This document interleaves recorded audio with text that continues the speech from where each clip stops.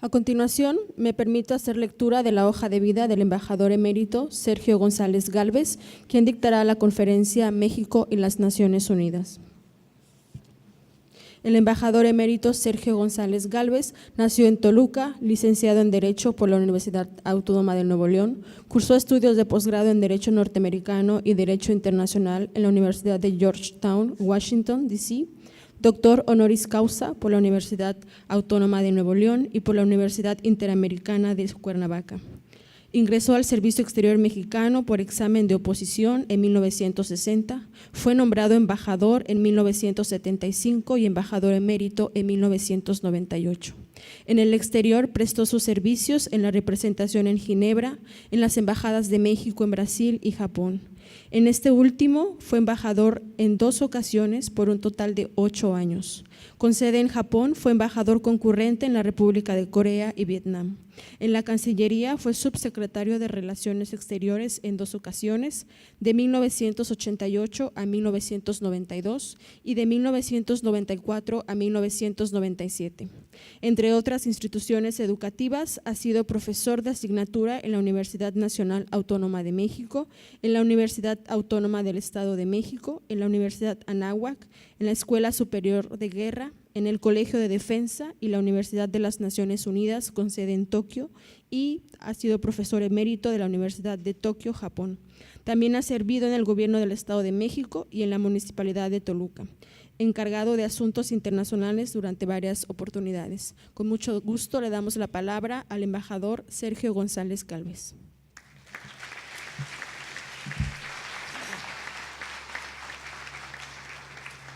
Muchas gracias. Distinguida doctora María del Rosario Enríquez Rosado, gracias por sus palabras y mis saludos para nuestro rector y amigo de tantos años, el internacionalista que conocemos y admiramos y que es una guía para ustedes en los diferentes temas que ustedes tratan. Les ruego que me disculpen por no pararme, pero estoy saliendo de una recuperación, una rehabilitación de una rodilla que me tuve que operar, con gran detrimento de mi movilidad, así como con gran detrimento para el ingreso de una discoteca en la Ciudad de México. Distinguido auditorio, es para mí un honor el haber sido invitado por el doctor Modesto Seara Vázquez, distinguido internacionalista y maestro de innumerables generaciones en la UNAM, además de rector de esta Universidad del Mar y del Sistema de Universidades Estatales de Oaxaca, para participar en el modelo 12 de Naciones Unidas, tema por demás oportuno, dada las dificultades que enfrenta la comunidad para lograr la vigencia de un orden internacional justo y equitativo, tomando en consideración que una de las cuestiones más presentes hoy en día, a punto de iniciarse un nuevo gobierno en nuestro país, está en determinar el rumbo que deberá imprimirse a la política exterior de México frente a los cambios vertiginosos que han alterado la fisonomía del mundo, para lo cual resulta necesario tener muy claro, como un necesario elemento de nuestra política futura, lo que nuestro país hace o trata de hacer como miembro de Naciones Unidas y otros organismos internacionales en congruencia con una firme vocación multilateralista.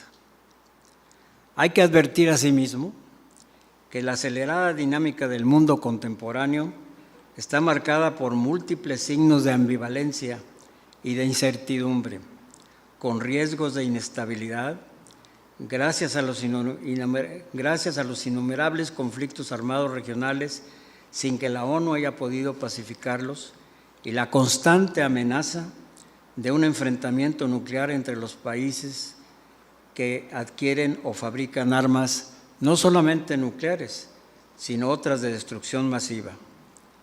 Además, la aparición de fuertes tendencias globalizadoras frente al renacimiento de criterios nacionalistas, no solamente en el liderazgo político en Washington, sino en Europa, Asia y América Latina, acentuado ahora por el resultado de las elecciones en Brasil, crisis del sistema multilateral que es rechazado por poderosos países, algunos de los cuales son los autores de esos sistemas multilaterales en vigor desde el final de la Segunda Guerra Mundial. Polarización del ingreso y del bienestar, cooperación y apertura económica, a la vez que incremento de la competencia y del proteccionismo. En otras palabras, el mundo está en crisis. En mi opinión, la acción internacional de México a futuro debe distinguir círculos íntimamente relacionados de vecinos. Están en primera instancia los países con los que compartimos fronteras. En segundo lugar, aquellas otras naciones con las que compartimos no solamente el continente americano, sino raíces históricas y aspiraciones. Y al respecto, destaco las naciones y comunidades iberoamericanas con su majestuosa raigambre de identidades y afinidades que no encuentran paralelo en ningún otro grupo semejante, como las mejores bases para un concepto muy original de vecindad. Cabe destacar en ese sentido que la comunidad iberoamericana abarca no solo a la península ibérica y a la totalidad del subcontinente latinoamericano, sino que proyecta sus raíces culturales y humanistas hasta los Estados Unidos de América, enriqueciendo la vida de ese país a través de un factor étnico de recio perfil que constituye ya la tercera población de ese origen en el mundo. Por otro lado, la globalización de la agenda que nos ocupa enfatiza la relevancia de nuestra opción por un esquema donde los avances que se logren en el espacio inmediato no pueden nunca convertirse en obstáculos para un proceso de estabilidad, paz y liberalización global. La necesidad de tender puentes entre las distintas realidades regionales en proceso de formación ha sido asumida por el Gobierno de la República mediante la incansable labor diplomática desarrollada al más alto nivel en espacios como la Cuenca del Pacífico, la Unión Europea, en cierta forma en el Caribe y Centroamérica, aunque ahí debemos de poner énfasis, y América del Sur, con asignaturas pendientes en África, donde solo tenemos 8 embajadas y Brasil tiene 32 y Cuba tiene 30, y donde debemos poner particular énfasis. A la luz de las consideraciones anteriores, ruego a este ilustre auditorio que evalúen las acciones que la ONU, en la que gran parte del mundo actual ha fincado sus esperanzas, lleva a cabo para tratar de solucionar algunos de los problemas que nos afectan como comunidad de naciones. La suerte o el destino me ha permitido a mí, en los 41 años que pasé en la Cancillería mexicana, asistir a 20 asambleas generales de la ONU. 20 años estuve yo asistiendo, básicamente a la Comisión Jurídica y después a la primera comisión para ver los temas de desarme que trata esa comisión. Como recordarán ustedes, al concluir la Primera Guerra Mundial, por cierto, hace 100 años, y donde murieron aproximadamente 700 millones de personas entre militares y civiles, se creó la Liga de las Naciones con el objetivo primordial de establecer un mecanismo para prevenir conflictos armados futuros. Sin embargo, en menos de 2 décadas fue patente que la Liga había fracasado en su misión y que el mundo se encontraba ante otro conflicto de carácter universal.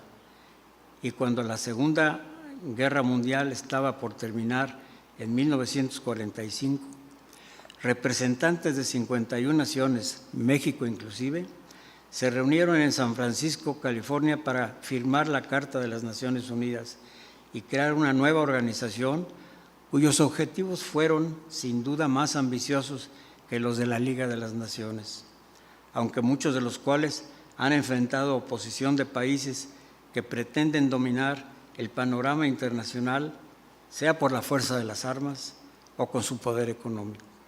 Ahora, después de 73 años de trabajos, se sigue discutiendo si las Naciones Unidas han fracasado o han cumplido el propósito de sus fundadores.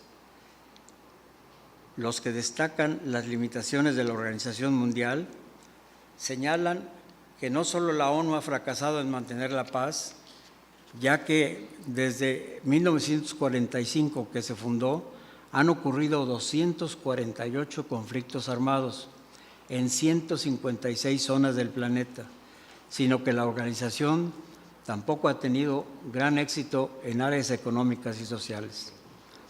Además de que hoy, al concluir 2018, la ONU enfrenta, sin lograr apagarlos, conflictos bélicos en Ucrania, Afganistán, Siria, República Democrática del Congo, Península Coreana, Medio Oriente, básicamente por el enfrentamiento entre Arabia Saudita, Israel e Irán, Birmania y Bangladesh con acciones masivas de racismo contra grupos musulmanes, además del eterno conflicto entre palestinos e Israel. Otros, afortunadamente aún la mayoría, entre ellos México, ven a las Naciones Unidas como una organización necesaria en un mundo de interrelación y si bien reconocen que adolece de defectos estructurales, estiman que con voluntad política son eventualmente superables y que aceptando que la ONU no tiene vida propia, sino la que le den los estados que la integran, la misión primordial ahora de la gran mayoría de estados es fortalecer a la organización a fin de que pueda cumplir mejor con sus funciones. Además de que es difícil aceptar la afirmación de que ha fracasado en su misión primordial, cuando en efecto ha sido el conducto y el foro para la solución de cientos de conflictos y la elaboración de planes para debatir y en algunos casos resolver problemas económicos, sociales y humanitarios.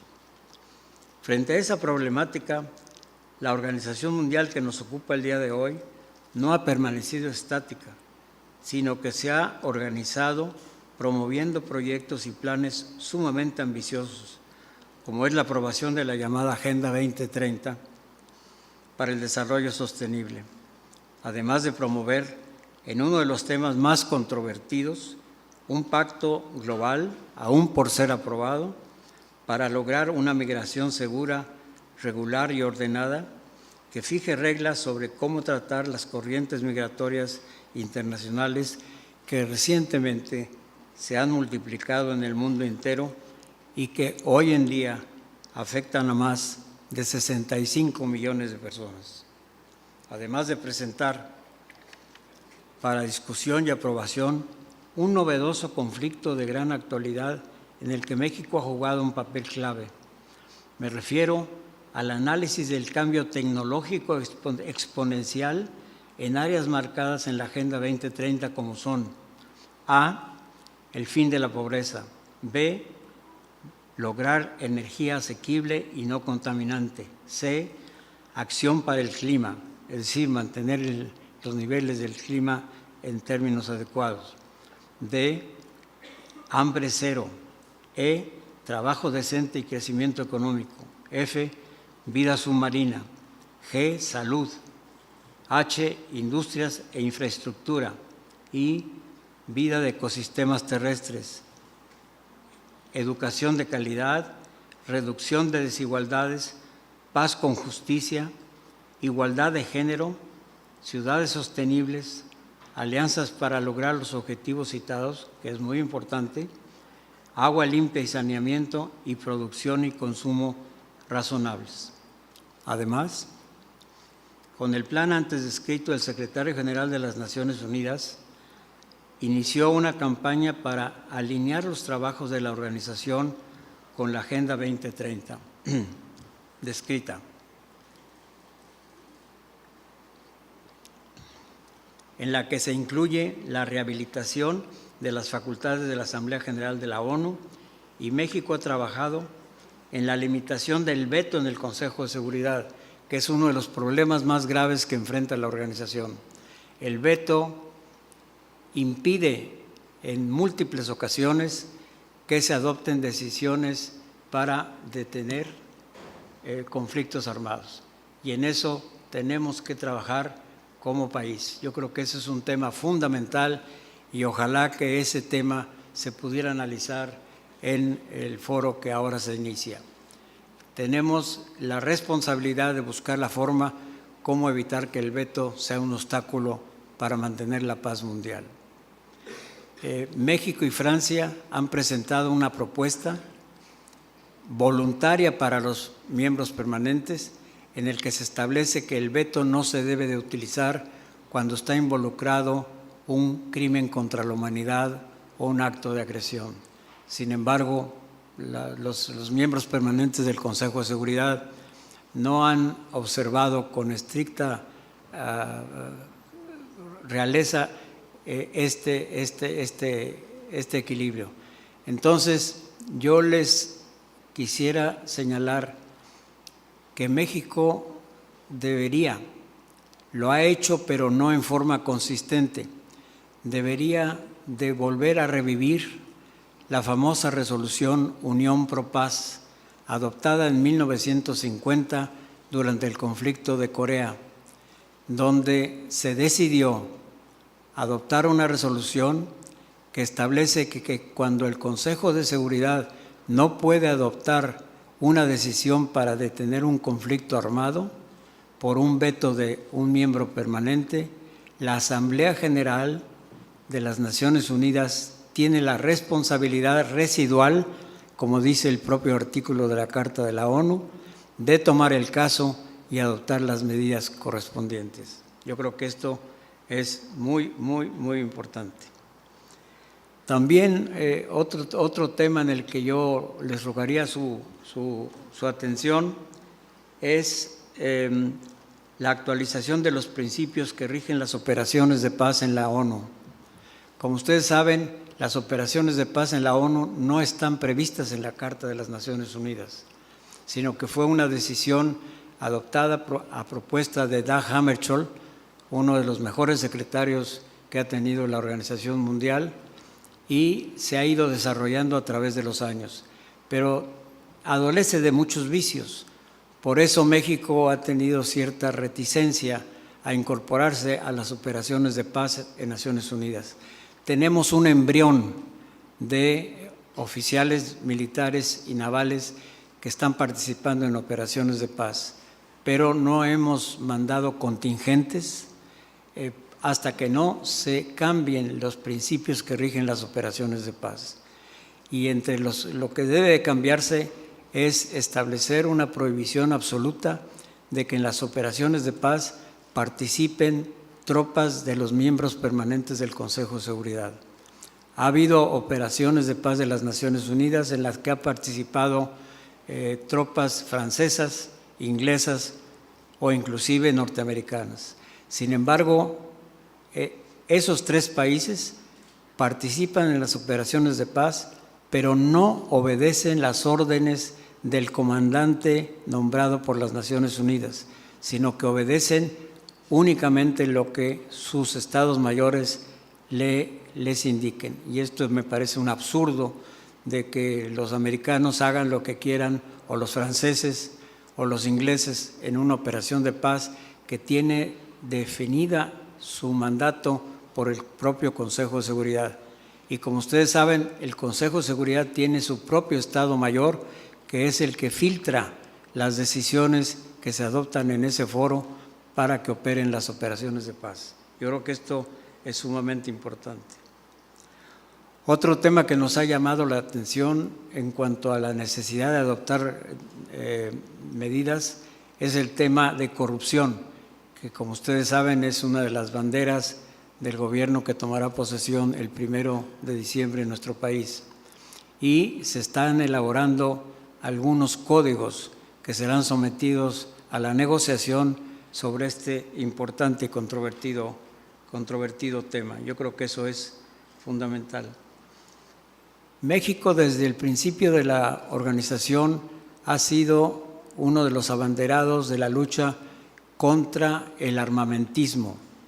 Es decir, siempre hemos mantenido la necesidad de avanzar en el desarme, empezando por el desarme nuclear. Es decir, también armamento convencional debe de reducirse al máximo, solamente dejándolo a lo que establecen o lo que se requiere para las necesidades básicas de un país, pero empezando por el desarme nuclear. Y lamentablemente el número de países que ahora tienen armamento nuclear se ha incrementado en los últimos años. Entonces yo creo que esto es uno de los problemas más graves que enfrentamos, y recordemos que nuestra vecindad con Estados Unidos nos pone en una situación muy vulnerable. Cuando estaba la parte peor de la crisis entre Corea del Norte y Estados Unidos, nuestras Fuerzas Armadas detectaron que los blancos que había establecido Corea del Norte en Estados Unidos, uno de ellos incluía una ciudad en California, y si ese presupuesto se hubiera cumplido, la contaminación por la explosión nuclear hubiera llegado a nuestras ciudades en la frontera en cuestión de 2 o 3 días. Entonces no estamos a salvo de un problema nuclear, dada nuestra vecindad con una de las potencias nucleares, ¿no? Eso yo creo que es muy importante que lo tomemos en consideración. Sin duda, la ambiciosa agenda antes descrita requeriría de modificaciones sustanciales de la Carta de las Naciones Unidas, ya que en San Francisco lo que se firmó fue básicamente el resultado de un acuerdo previo entre los países victoriosos de la Segunda Guerra Mundial, que imprimieron a dicho documento, entre otras, las características siguientes, algunas de las cuales no son, en principio, buena base para lo que la propia organización marca ahora como sus prioridades. Y si no consideran válidas esas consideraciones, déjenme recordarles las bases doctrinarias bajo las que se creó la ONU. En primer lugar, el acuerdo logrado entre la entonces Unión Soviética, los Estados Unidos de América, Francia, Gran Bretaña y la ya desaparecida República de China respecto a lo que debía ser el mundo de la posguerra, sugería la conveniencia de asegurarse una posición predominante en la nueva organización, que lograron en gran medida con la aceptación en la Carta de la categoría de miembro permanente del Consejo de Seguridad, cuyo concurso es, supuestamente, necesario para adoptar cualquier decisión que afecte el mantenimiento de la paz, según se establecen los artículos 23 y 27 de la Carta, prerrogativa conocida como el derecho de veto o la regla de la unanimidad. Si bien ahora empieza a desarrollarse una tendencia a dar responsabilidades a la Asamblea General para frenar una amenaza a la paz o una agresión cuando el Consejo está impedido de adoptar decisiones por la oposición de algún miembro permanente de ese órgano, situación que ya ocurrió durante la Guerra de Corea en 1950, cuando el delegado soviético se salió de la sala para tratar de paralizar las acciones que el Consejo de Seguridad debía de adoptar. Otra característica al configurar la nueva organización fue el convencimiento de que para mantener la paz era necesario también que la organización tuviera facultades respecto a asuntos económicos y sociales. Este punto de vista no fue aceptado inicialmente por la entonces Unión Soviética, que deseaba que la organización tuviera como meta única mantener la paz y la seguridad internacionales ante conflictos bélicos, y consideraba inaceptable la ampliación del campo de acción de la Organización Mundial, que lógicamente tendría que basarse en un sistema económico cuya validez, por razones ideológicas, se rehusaba a aceptar. El necesario compromiso entre las dos posiciones produjo como resultado que el capítulo de la Carta de la ONU sobre cooperación económico-social sea uno de los más débiles de todo el Pacto de San Francisco, y que haya sido la justificación para la creación de otros organismos económicos en los años de la posguerra.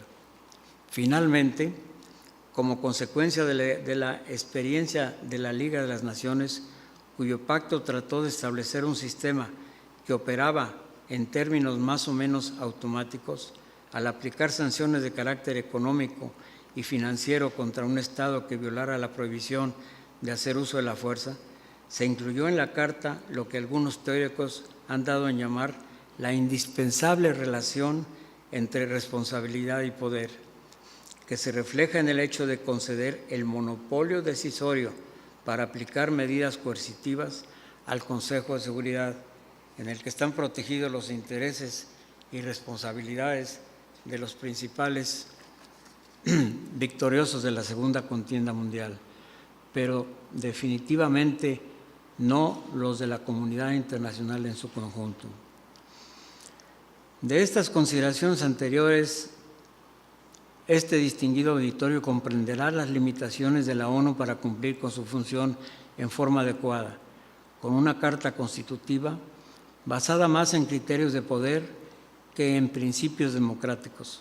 Parecería que la Carta, a pesar de los esfuerzos de nuestros países en la Conferencia de San Francisco, se firmó para confirmar la hegemonía de los victoriosos en la Segunda Guerra Mundial en un documento descaradamente político, que ninguno de los capítulos básicos hace referencia al derecho como fórmula para solucionar problemas o conflictos. Respecto al papel de la ONU, recordemos que fue secretario general de las Naciones Unidas, Dag Hammarskjöld, para algunos el mejor funcionario internacional desde la época de Eric Drummond en los tiempos de la Liga, el que señaló que en la introducción en su informe a la Asamblea General, que cubre el periodo del 16 de junio de 1960 al 15 de julio de 61, que los dos caminos a seguir para la ONU eran claros, y yo les ruego que tomen nota de esto. Mientras algunos conciben a la ONU como una maquinaria estática de conferencias para dialogar sobre conflictos de intereses e ideologías, apoyada por un secretariado que, lejos de servir a los intereses de la comunidad, la ONU debería convertirse en un instrumento dinámico a través del cual los gobiernos deben de buscar la reconciliación de las divergencias y los mejores mecanismos para prevenir conflictos y resolverlos cuando ocurrieran. El primero se basa en las tesis nacionalistas del pasado, que ahora vuelven a aparecer en versiones modernizadas en voces de países desarrollados. Y aquí quizás en algún momento podríamos hablar un poco de lo que ha acontecido con el cambio de liderazgo político en los Estados Unidos de América. Y el segundo, en las necesidades del presente y del futuro en un mundo cada vez más dinámico, donde aumenta cada día, sin control alguno, el número de países que tienen a su alcance armamentos de impacto masivo. Es decir, el primero se basa en la tradicional filosofía del Estado soberano absoluto, siempre en competencia armada, potencial o real, del que lo más que se puede esperar en el campo internacional es que logre ajustarse a una convivencia precaria, mientras que el segundo prevé posibilidades para una acción intergubernamental y abre nuevos conductos o caminos para desarrollar formas más efectivas de cooperación internacional. Estimamos, distinguido auditorio, que estos ensayos de lo que hace Naciones Unidas, como el que ustedes inauguran el día de hoy, es quizás uno de los modelos más adecuados para que las juventudes como ustedes, que llegarán a conducir a nuestros países, apoyen las versiones que acabo de señalar como una de las opciones para las Naciones Unidas. Muchas gracias.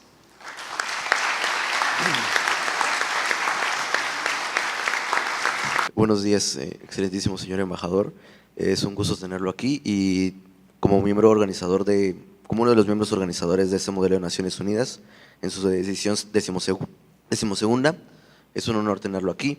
Y mi pregunta va más encaminada a algo que nos atañe a nosotros como cuasi internacionalistas, es Desde su perspectiva y amplia experiencia dentro del Servicio Exterior Mexicano, ¿cuáles serían los retos que enfrenta el nuevo gobierno entrante el 1 de diciembre que debería mejorar dentro del Servicio Exterior Mexicano y que el Servicio Exterior Mexicano vuelva a tener ese renombre a nivel internacional? ¿Ya lo contesto?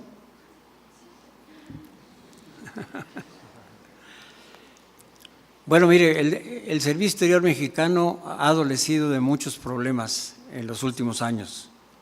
En primer lugar, somos 1,400 integrantes del Servicio Exterior Mexicano, igual que lo éramos en número en 1960, que yo ingresé a la Cancillería Mexicana. Menciono eso para hacer la comparación. Entonces, lo primero es que el nuevo gobierno debe de fortalecer el Servicio Exterior Mexicano.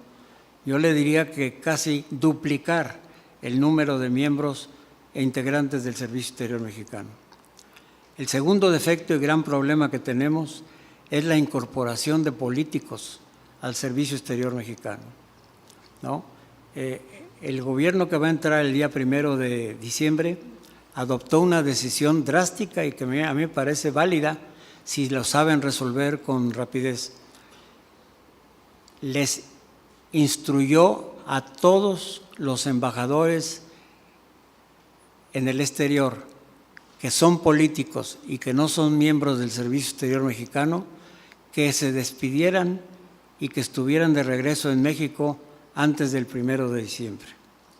Esto ha significado que tenemos acéfalas, alrededor de 20, 25 embajadas en el exterior y unas muy importantes, Estados Unidos de América, para decirle una. Segundo, la más importante del mundo, Japón, donde yo estuve. Es decir, pero Japón es importante desde el punto de vista económico para México. Y así les puedo mencionar varias. Entonces, segundo, tenemos que fortalecer el servicio exterior en cuanto a números y en cuanto a la capacidad para poder enfrentar los retos. Y tercero, un problema de fondo que a mí me ha preocupado desde que ingresé al Servicio Exterior Mexicano. Tenemos de alguna forma que romper la dependencia política y económica con nuestros vecinos del norte. Es decir, y anoche lo discutimos con algunos de los compañeros de ustedes que me hicieron el favor de acompañarme y lo hablábamos, ¿no? Que el problema no es con los norteamericanos. Estados Unidos y sus mandos se conducen como una gran potencia que son. El problema es con nuestros sectores, el sector empresarial que por comodidad prefieren seguir haciendo sus negocios exclusivamente con Estados Unidos, donde tenemos más del 80% de nuestro comercio, en lugar de tratar de conquistar mercados que están a nuestro interés, el de fortalecerlos, como el Asia-Pacífico, por ejemplo. Yo que fui embajador en Japón 8 años, les puedo decir que las oportunidades que se ofrecen para México en el Asia-Pacífico, en China, en Vietnam, en Japón, en Corea, son increíblemente importantes y sin embargo no hemos podido responder como sector privado en México a esos retos que tenemos ahí. Entonces, el segundo es diversificación, compañero. Tenemos que lograr la diversificación y tenemos que romper eso de que no les vaya a preocupar a Washington que hagamos X o tal cosa. Eso lo he escuchado yo de mis jefes en relaciones exteriores. No hagas eso porque mira, los americanos se van a molestar. Digo, yo entiendo que como vecino tenemos que tratar de tener una muy buena relación con todos nuestros vecinos, pero eso no quiere decir que no llevemos adelante una política que en algunos casos pueda significar una fricción con los Estados Unidos de América. Yo siempre me río y a veces es algo trágico, pero sí vale la pena. Ustedes han oído hablar de ese conjunto de música, de rock latino que se llama Maldita Vecindad. Bueno, pues Maldita Vecindad se ha caracterizado porque fusiona ritmos como el rock, el ska, el reggae, con la música mexicana como el danzón y el bolero. Pero mi mente, cada vez que se habla de maldita vecindad, me recuerda los problemas que tenemos en la frontera con Estados Unidos, ¿no? Maldita vecindad, es cierto. Esto no es una afirmación que no sea controvertida. Antonio Carrillo Flores, que fue mi jefe también, entre los muchos cancilleres que fueron mis jefes, me decía que el secretario de Relaciones Exteriores de Países Bajos le decía: Antonio, ¿qué daría yo como país por tener la vecindad con Estados Unidos, aunque fuera por unos 5 años? Bueno, pues no saben de lo que están hablando, ¿no? Porque ya ven ustedes las dificultades que tenemos en la frontera. Digo, la frontera, le contaba yo al maestro, yo estoy desde el 2000 vinculado a la Secretaría de la Defensa Nacional. O sea, he sido asesor del general Vega, del general Galván y del general Cienfuegos, que fue mi agregado militar cuando yo fui embajador en Japón. Y tenemos ese problema. El problema está en que la frontera es incontrolable ya en este momento, ¿no? El narcotráfico, el tráfico de migrantes, son problemas muy graves, ¿no? Y yo no sé si ustedes han visto las cifras de la cantidad de compatriotas nuestros que mueren en el esfuerzo para tratar de llegar a los Estados Unidos. Son varios cientos, varios cientos de gentes que mueren en la frontera buscando el paraíso, que muchas veces no es un paraíso, pero eso también significa el fracaso de muchas de nuestras políticas económicas, O sea, México no ha podido resolver. ¿Ustedes creen que el Tratado de Libre Comercio de América del Norte ha resuelto el problema de la inequidad social en nuestro país? Contéstenme a alguien. Pues claro que no, claro que no. Digo, algo está mal en el esquema que hemos seguido como país, ¿no? Que ha provocado que haya flujos migratorios masivos. Ahora menos de mexicanos, ¿no? Ahora tenemos el problema de los centroamericanos y las medidas que se tomen sobre el particular. Pero el problema es muy complejo, ¿no? Entonces, espero que le haya contestado su pregunta. Fortalecer al Servicio Exterior mexicano, establecer límites para los nombramientos políticos, que el Senado de la República, la Comisión de Relaciones Exteriores cumpla con su cometido y les haga un examen adecuado a todos los que aspiran a ser embajadores, sean de carrera o sean políticos, y no lo están haciendo. Hay ahí componendas y jaloneos y cosas, pero no son públicos las reuniones para aprobar a los pretendientes de embajadores. Ese es un error. Debemos de tener un servicio exterior competente, a prueba de exámenes que tiene la obligación de llevar a cabo la Comisión de Relaciones Exteriores de la Cámara de Senadores. Esa es mi respuesta a su pregunta. Bueno, buenos días, embajador Sergio, bienvenido. Mi nombre es Cristian, alumno de 5º semestre de Relaciones Internacionales.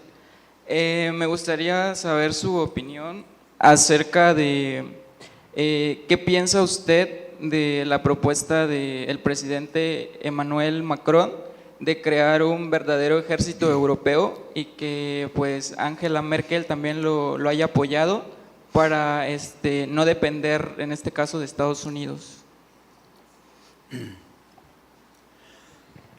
Bueno, mira, yo creo que la respuesta que le dio Macron y ahora la líder de Alemania a esa idea tiene mucho que ver con el trato y el enfoque que le ha dado a la política exterior el señor que está rigiendo los destinos de los Estados Unidos, ¿no? El señor Trump. Yo creo que cada vez más es imperativo para los países no depender en nada de los Estados Unidos mientras el señor Trump sea su presidente. no es el primer presidente que ha sido hostil a México, ¿eh? Recuerden la historia, es muy importante que ustedes conozcan la historia. La diplomacia depende mucho de la historia, de que hayamos aprendido las lecciones del pasado y que las tomemos en cuenta cuando se diseñan políticas a futuro, ¿no? Y lo que usted me pregunta, la respuesta es, este es otro signo de los problemas para todos los países de mantener sus alianzas con Estados Unidos mientras el señor Trump sea presidente de los Estados Unidos. Yo tengo aquí un documento que le voy a dejar a sus maestros, en el que hago un análisis de lo que es la diplomacia multilateral, la negociación multilateral, y en el que hago un análisis en un capítulo de lo que ha dicho Trump. Como ustedes saben, Trump ha escrito varios libros en los que supuestamente él señala algunas lecciones que se deben de seguir en materia de negociación internacional. Y la primera lección que destaca es una norma en la que él dice, primero hay que asustar al enemigo, primero hay que insultarlo, y con base en cómo reaccione al insulto o al susto que le estoy poniendo, entonces empiezo a negociar con él. Nada más saquen ustedes sus conclusiones de esa afirmación del presidente Trump, ¿no? Digo, nos tenemos que dar cuenta. Entonces, no podemos depender de un país con un líder que tenga esas características. No podemos, es un gravísimo error. Y esa reacción en Europa es consecuencia de lo que le comento a usted. Aquí tenemos otra pregunta. Las que Muchas quieran, gracias. las que quieran. Sí, gracias, muchas gracias. Mi próximo compromiso es mañana. Muy bien, buenos días a todos. Yo saludo con afecto esta invitación que nos hicieron amigos de la UMAR, ISAGI directivos, y tener el privilegio y la oportunidad de poder hacer algún comentario como ciudadano común y corriente, Muy bien. pero con la experiencia de años y de la vida a ras de piso. Precisamente a partir de la Liga de Naciones, ahora Naciones Unidas, maestro, y quiero referirme a términos muy rápidos, pero con verdadero sentido de lo que sucede a nivel global y local. El hartazgo de México se reflejó este 1 de julio. Sí. Y precisamente el nuevo gobierno ya propone su Plan Nacional de Paz y Seguridad, poniendo en primer lugar combatir la corrupción. Así es. Dentro de los 8 puntos que está estableciendo. De la misma manera, nosotros como ciudadanos comunes y corrientes advertimos ese hartazgo a nivel mundial. Naciones Unidas, ¿para qué ha servido? Efectivamente, usted con su larga trayectoria y experiencia, y gracias por esa oportunidad, fiel testigo de lo que sucede al interior de ese organismo donde países, pueblos y el mundo han fincado esperanzas de lograr horizontes de bienestar que lejos están de llegar, porque prevalece, indudablemente, prevalece en el mundo la ley de la selva y la ley del más fuerte. Usted ha dicho de esa maldita vecindad escrita, ¿sí? Y escuchamos a líderes internacionales y continentales, por ejemplo, Pepe Mújica del Uruguay, cómo se expresa, cómo vive, cómo ejerció su gobierno, y vemos a los demás países y los cambios bruscos, golpes de timón, que si Jair Bolsonaro ahora en Brasil con la nueva derecha, que si Daniel Ortega en Nicaragua sigue imponiéndose, que si Cuba ya tiene otro mandatario y que está buscando las alianzas, que si ya visitó incluso recientemente con Kim Jong-un en Corea del Norte, que si Vladimir Putin también, esas alianzas internacionales. Y el caso de Brasil suena muy interesante. ¿Se va a desestabilizar en el camino que apuntaba Sudamérica, el cono sur? ¿En qué beneficia a México? Pepe Mújica lo dijo, que con este nuevo gobierno en el 1 de julio le vaya bien a México y a Latinoamérica. Hay mucho que comentar, maestro, me daría mucho gusto, pero bueno, aquí los estudiantes tienen un enorme reto y desafío para entender esta generación, el mundo en que estamos y hacia dónde vamos. Definitivamente, al planeta lo estamos extinguiendo. Se habla de cambio global, de cambio climático y poco hacemos. Muchas gracias. Mire, obviamente usted ha reflexionado sobre una serie de puntos muy importantes y yo diría que con todos coincido yo.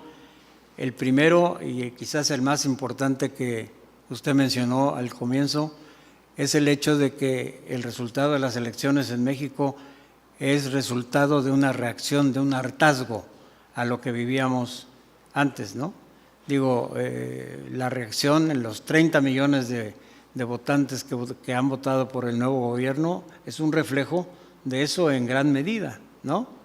Y yo creo que tenemos y debemos de apoyar al nuevo gobierno para que cumpla con un plan que tome en cuenta el problema de la inseguridad y el problema económico que nos aflige como país, ¿no? Yo creo que eso es en primer lugar. Y en segundo, tiene usted razón, digo, no debemos de especular en términos negativos sobre lo que está pasando en Brasil. Yo viví en Brasil, ahí empecé mi carrera como tercer secretario, soltero. Aquí está mi alto mando, pero la verdad es que la pasé muy bien. Bueno, hasta ahí llego, no les digo nada más. Yo creo que no debemos especular. Digo, verdaderamente la delincuencia en Brasil, yo que viví en Río de Janeiro, era brutal, ¿no? Brutal. Digo, no podíamos salir a la calle de plano, ¿no? Y a mí me tocó el golpe de Estado contra el presidente Goulart en 1964. En la Embajada de México en Río de Janeiro, que entonces era la capital, le dimos asilo a 150 brasileños. Pero también lo que ha pasado en Brasil es una reacción, es un hartazgo a lo que acontecía en el país en materia de seguridad ciudadana, básicamente, ¿no? Entonces no debemos de especular ni condenar al nuevo presidente de Brasil hasta que no veamos en la práctica qué es lo que pretende o cómo piensa enfrentar el problema, ¿no? ¿Alguien más? ¿Alguien más? ¿Desea hacer una pregunta?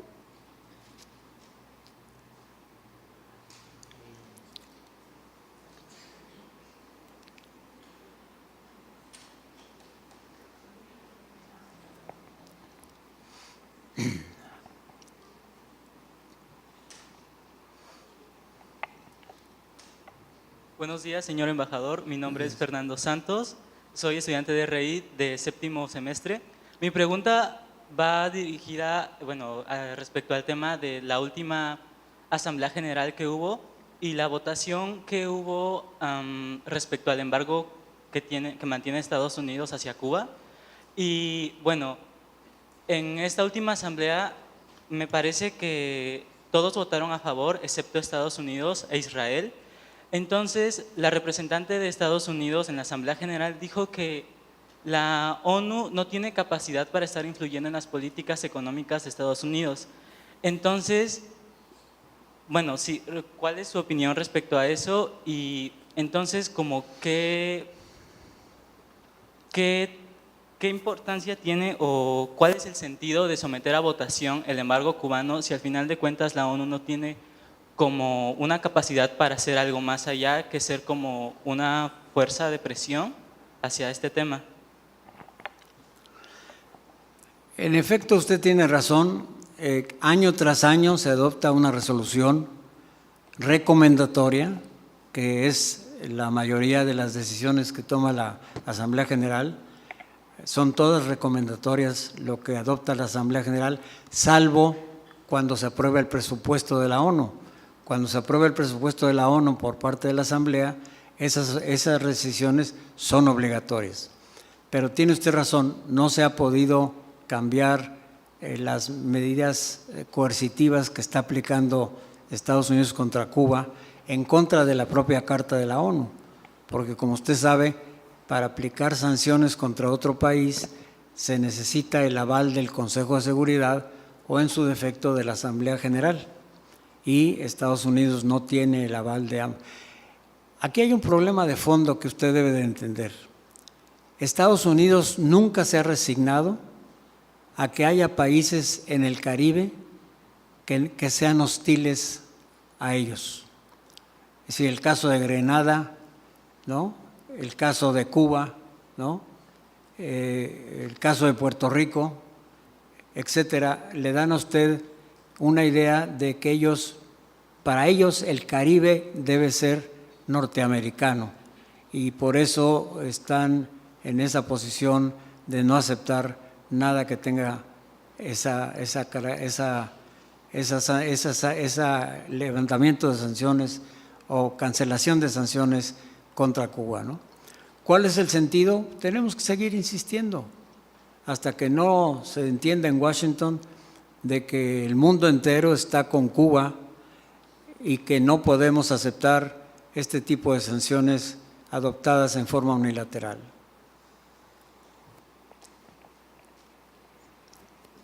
Buenos días, señor embajador. Mi nombre es Ricardo Haddad. Soy alumno de tercer semestre de Relaciones Internacionales.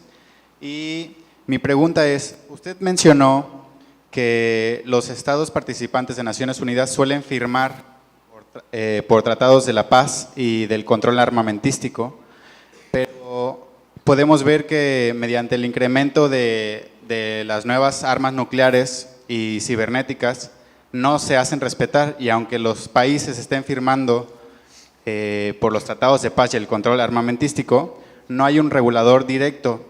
Suele pasar que se quebrantan con los consejos de seguridad, y el estado de seguridad de cada país suelen tomar sus propias decisiones, y tenemos un problema real del incremento y el poder nuclear.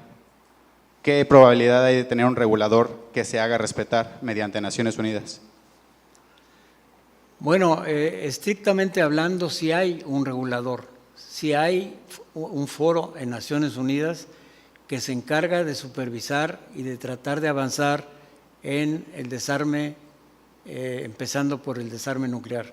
Lo que pasa es que los países nucleares ahora han adoptado la decisión de que ellos no aceptan negociar con países que no son nucleares las medidas de desarme o de reducción de armamentos, ¿no? Ellos dicen, nosotros estamos de acuerdo en que debemos de tratar de desarmarnos en forma paulatina, pero eso lo decidimos entre los que tenemos las armas de destrucción masiva. No aceptamos que países que no tienen armas nucleares, como México, ¿no? Tomen medidas sobre el particular. Yo creo que México ha contribuido en ese tema en una forma dramática. La creación del Tratado de Tlatelolco para la proscripción de las armas nucleares en la América Latina y el Caribe estableció la primera zona libre de armas nucleares en el mundo. Pero ese ejemplo de México en el Tratado de Tlatelolco se ha reproducido, y ahorita hay 4 o 5 zonas libres de armas nucleares. Hay una en África, Pelindaba. ¿Por qué Pelindaba? Porque ahí África del Sur tenía sus armas nucleares y ellos las destruyeron como una decisión propia cuando acabó el apartheid. Y hay 2 en Asia, hay 2 áreas libres de armas nucleares. Entonces, como ve usted, las cosas se están moviendo, muy difícil, pero se están moviendo. Hemos reducido las áreas del mundo donde puede haber armas nucleares a través del establecimiento de zonas libres de armas nucleares. No hay una autoridad, como usted lo señala, mandatoria en Naciones Unidas, pero se está reduciendo las áreas donde puede haber armas nucleares, y eso es muy importante. ¿Alguien más?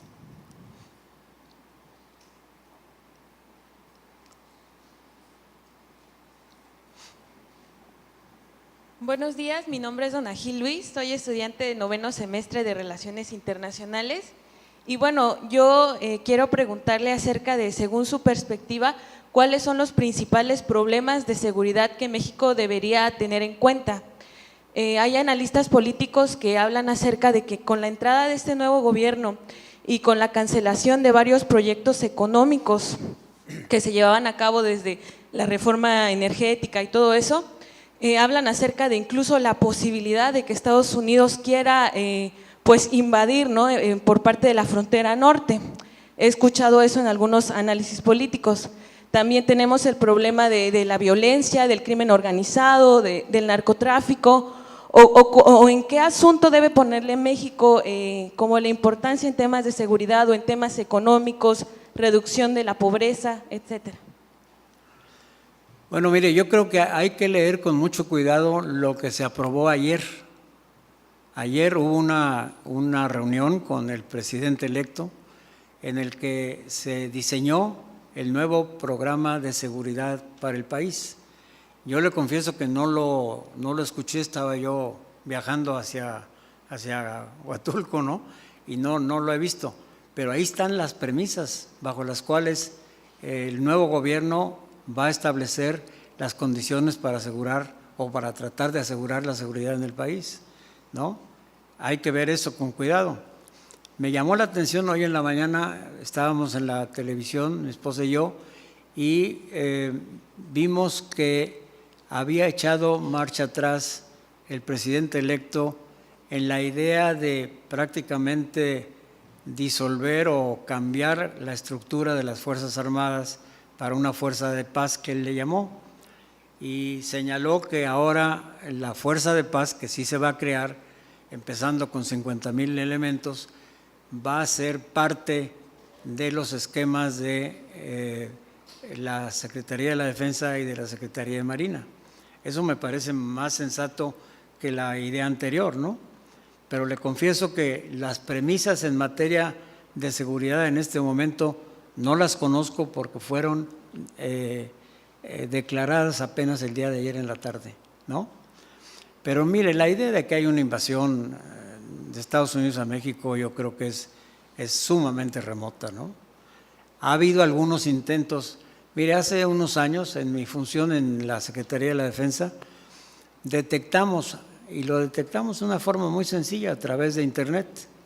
En Internet vimos que en Fort Bliss, que está en El Paso, frente a Ciudad Juárez, se había concentrado un contingente de soldados veteranos de Afganistán, o sea, norteamericanos que habían luchado en Afganistán. Es la primera vez que los norteamericanos mueven tropas veteranas en conflictos armados a la frontera con México. Y en Fort Bliss, Fort Bliss está exactamente en la mera frontera, enfrente de Ciudad Juárez. Y en Fort Bliss lo que se hacía era probar nuevos armamentos, los norteamericanos. Pero esta era la primera vez que ponían allí un contingente significativo de soldados, ¿no? Y dicen los rumores que lo hicieron porque alguien les dijo que venía una avalancha de migrantes. Eso fue hace como no sé cuántos años, 8 o 10 años, ¿no? Pero ahora ya ven ustedes que se ha vuelto a repetir el esquema, ¿no?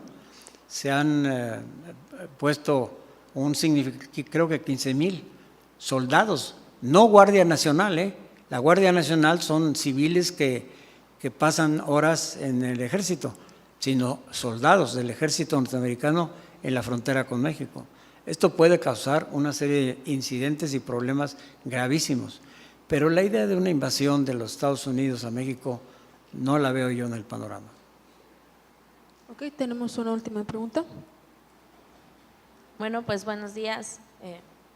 Mi pregunta, soy Alondra Servil Martínez, del 7º semestre de la carrera de la licenciatura de Ciencias Marítimas, y pues hacia nosotros nos enfoca como más el comercio. Sabemos de antemano que México no cuenta con una marina mercante y que también pues la Marina del Ejército no es la suficiente como para defendernos. Entonces, ¿cree usted que debería ser impulsado ante este gobierno que viene entrante el poder invertir y desarrollar una marina mercante y una marina que nos pueda defender? Bueno, marina mercante, como usted sabe, teníamos, ¿no? Transportación Marítima Mexicana, que por cierto llegaba a Japón una vez por semana. Teníamos, pero se vendió y ahora es norteamericana la compañía, ¿no? Entonces, yo no sé si en términos económicos no les haya convenido mantener esa compañía en manos nacionales, ¿no?